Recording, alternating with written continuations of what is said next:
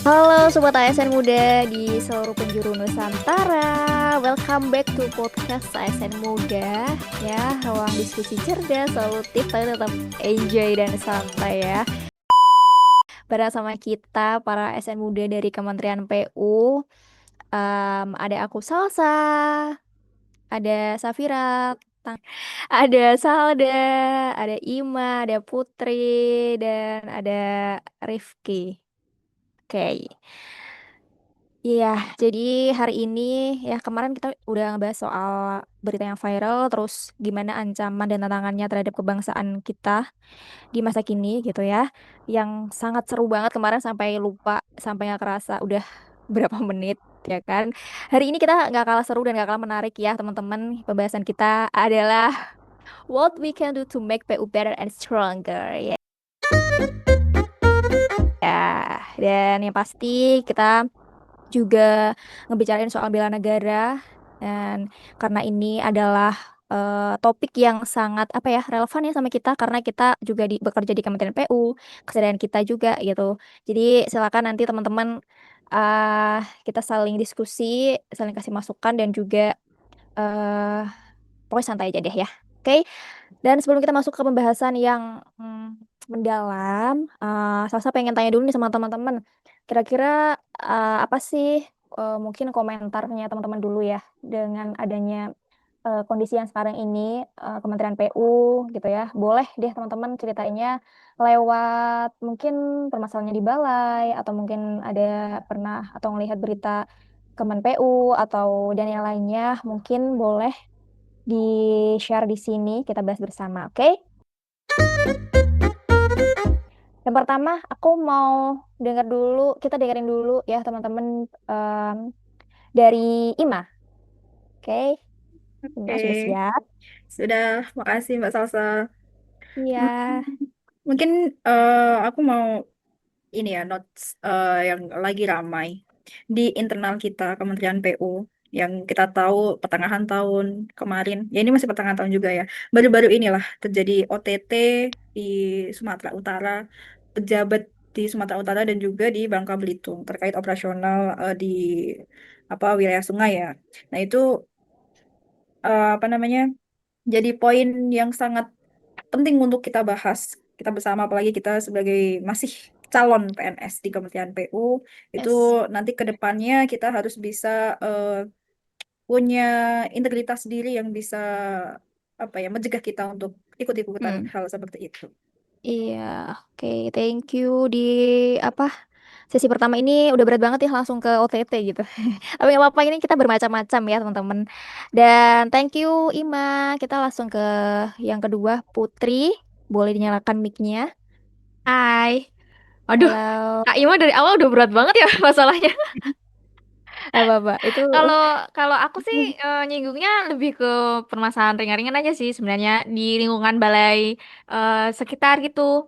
Jadi tuh masalah yang sekarang di balai yang aku lihat itu lebih ke penerapan teknologinya tuh yang kurang optimal dalam penerapannya di sehari-hari. Jadi kayak misalnya pemberkasan itu tuh kan masih berupa kertas.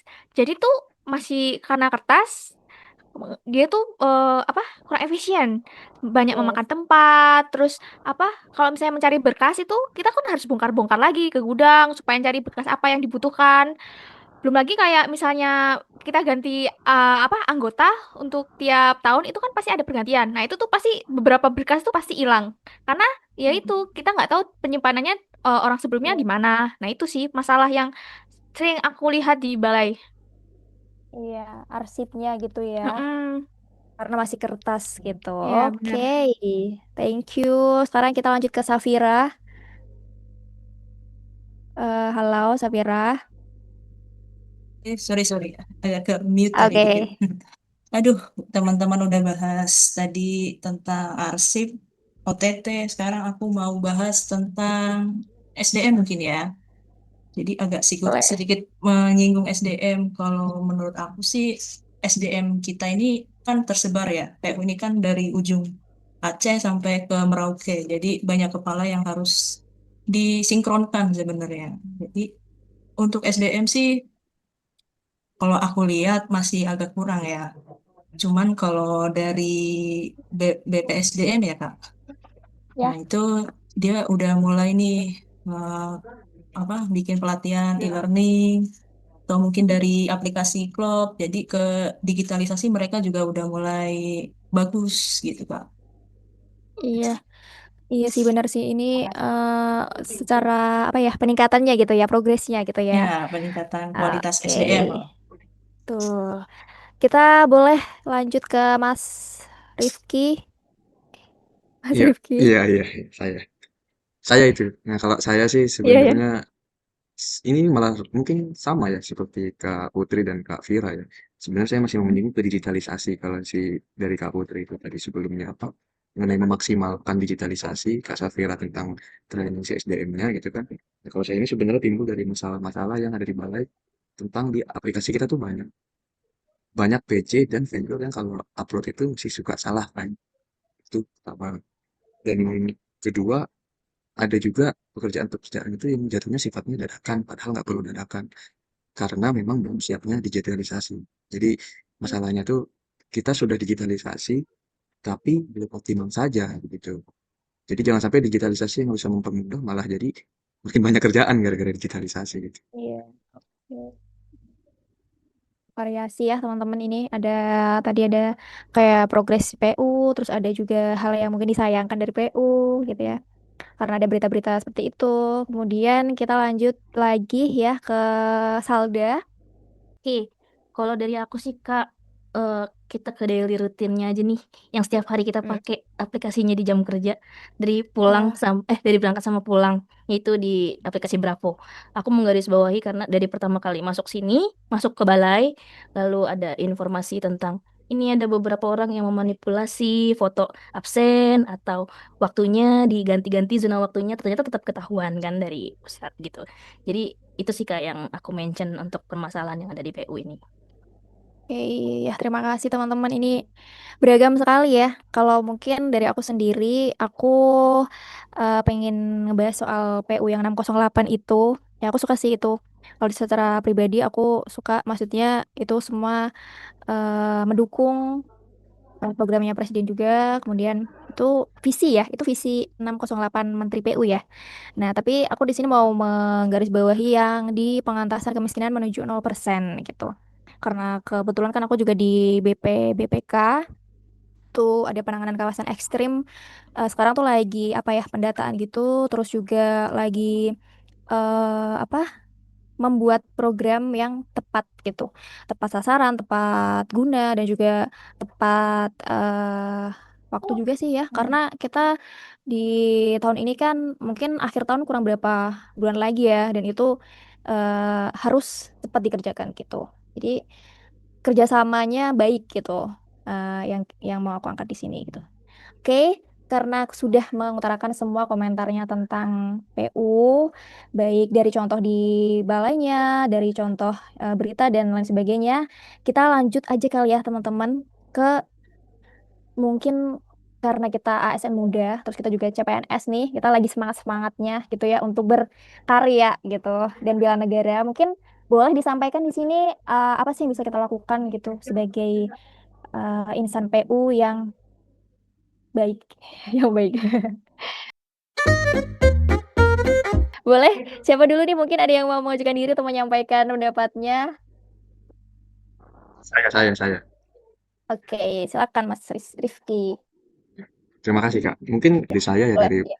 permasalahan-permasalahan yang saya punya dua, saya angkatnya itu dua, yaitu salah pemberkasan dan sama apa tadi satu lagi ya. Ya, pokoknya yang pemberkasan dulu, saya sih ingin membuat indeks dalam arti form-form saja.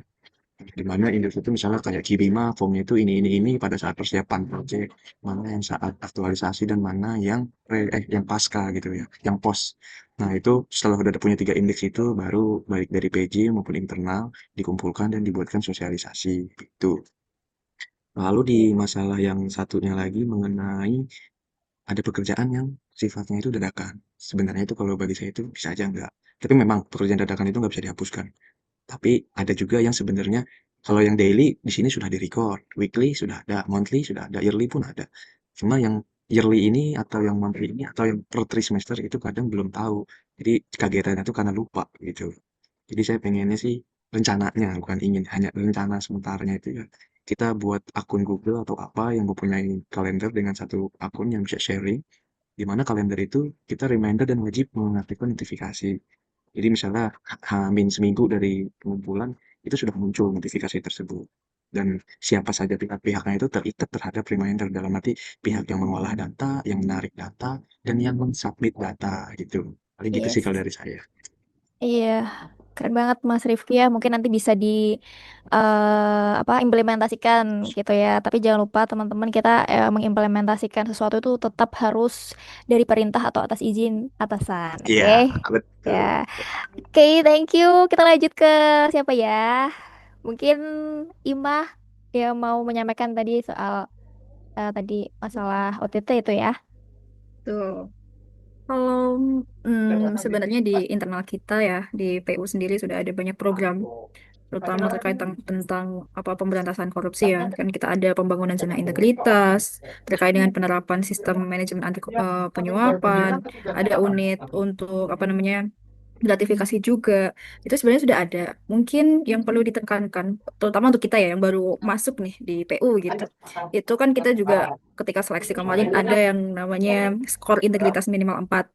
Nah, itu kan harapannya kita di PU ini punya integritas, terutama kan kita menyangkut tentang apa infrastruktur ya. Di situ kata orang itu ladang basah gitu di PU tuh. Cuman kan kita dari diri kita sendiri harus punya integritas. Kita juga sebagai apa ya abdi negara ya, kita ASN abdi negara itu yang menggunakan uang rakyat itu ya juga harus bertanggung jawab. Kita tidak bisa semena-mena menggunakan anggaran yang ada. Mungkin lebih ke itu ya Kak, sama transparansi anggaran juga perlu juga di PU ini, dan juga edukasi selain ke internal pegawai di PU juga ke pihak-pihak yang berkaitan seperti vendor dan pihak-pihak ketiga eksternal gitu Mas Salsa. Oke, keren banget ya. Keren banget Mbak Ima, terima kasih ya. Semoga dengan apa namanya harapan kita yang seperti ini bisa nanti menambah kekuatan dan juga apa ya kemajuan untuk PU dan juga Indonesia ya. Kita lanjut ke Mbak siapa ya? Salda deh, Salda, Salda. Boleh, boleh. Jadi gini, kalau aku sih ya Kak, dari yang simple-simple aja nih, kayak rencanaku ya dari diri sendiri dulu sih, kayak harus menjalankan disiplin kerja, kayak datang tepat waktu, terus nggak kayak mematuhi aturan, kayak misalkan jam makan ya dipakai jam makan, dan jam sudah kembali bekerja jangan dipakai untuk kemana-mana lagi gitu. Nah itu kan harus dimulai dari diri sendiri ya, biar nggak ada, mengurangi kecurangan-kecurangan yang ya biar kita istilahnya tukin nggak dipotong gitu kan, jadi keluar Betul. ide-ide yang jelek seperti itu. Terus kayak kalau sebagai ASN mau kayak menyikapi bela negara ya, menjaga integritas dan loyalitas sih sebagai ASN muda. Terus menjadi teladan juga di lingkungan sosial, kayak contohnya balai juga untuk kayak nasionalismenya tuh dan gotong royongnya tuh bisa klop gitu. Sudah gitu aja sih. Iya, betul, betul. Komplit banget ini Salda ya. Terima kasih. Kita ke siapa yang belum? Safira ya? Iya, Safira, Safira. belum. Oh, iya Oke. lagi. Karena tadi aku bahasnya SDM, peningkatan SDM berarti bela negara, menurutku meningkatkan kapasitas itu kan udah ya, berarti harapannya terus kita kalau udah apa pelatihan, berarti kan diharapkan SDM-nya terus meningkat. Itu semoga kita bisa terus berinovasi, terus berkarya. Jadi kan kita bisa turut bela negara lewat karya pembangunan, terutama di daerah-daerah 3T, agar tidak tertinggal dari daerah-daerah yang lain. Kan kita eh, masuk aksi bela negara untuk pembangunan Indonesia yang lebih merata. Itu sih, Kak. Iya. Oke, keren juga nih. Thank you. Mungkin yang belum Putri ya? Halo, iya. Iya. Kalau dari aku sih sebenarnya mirip-mirip sih sama yang dari Kak Rifki bilang gitu yang tadi. Kita kan sebagai CPNS kan, jadi diharapkan kan kita membawa perubahan ke balai kita yang ditempatkan masing-masing. Ya kalau dari aku sih yang dari pemberkasan itu sebenarnya simpel sih. Dia punya apa namanya? eh Sarannya yaitu melakukan penyuluhan, mengordinasi yang menggunakan penyimpanan digital Google Drive supaya yang mulai awalnya kertas-kertas itu ya sekarang kita gunakanlah teknologi yang sekarang udah maju. Tuh, supaya juga kalau misalnya kita meningkatkan pelayanan publik juga, kalau misalnya biasanya sering kan kalau universitas atau enggak masyarakat yang ingin memerlukan data supaya mereka melakukan penelitian, mereka kan biasanya mintanya ke kita kan. Jadi setelah data-datanya itu udah digital, itu tuh lebih mudah kalau misalnya kita memberikan pelayanan ke mereka untuk memberikan data itu. Itu sih, Kak. Oke, thank you teman-teman semua. Ini keren-keren semua ya. Semoga harapan-harapan kita dan juga ide kita ini nanti bisa menambah apa namanya kemajuan ya untuk PU dan Indonesia. Kalau dari aku sendiri, aku tadi bahas 608 itu ya. Ya harapanku sih atau mungkin dari aku sendiri di balai yang pasti dari diri sendiri dulu. Benar juga tadi ya kita meningkatkan pasti kualifikasi diri, meningkatkan kemampuan skill untuk tujuannya juga baik demi berorientasi pelayanan yang baik gitu ya. Dan mungkin apa ya, aku pengen ini sih memberikan sosialisasi juga. Terus untuk PKE-nya itu lebih ke menyelesaikan dulu yang belum selesai gitu teman-teman.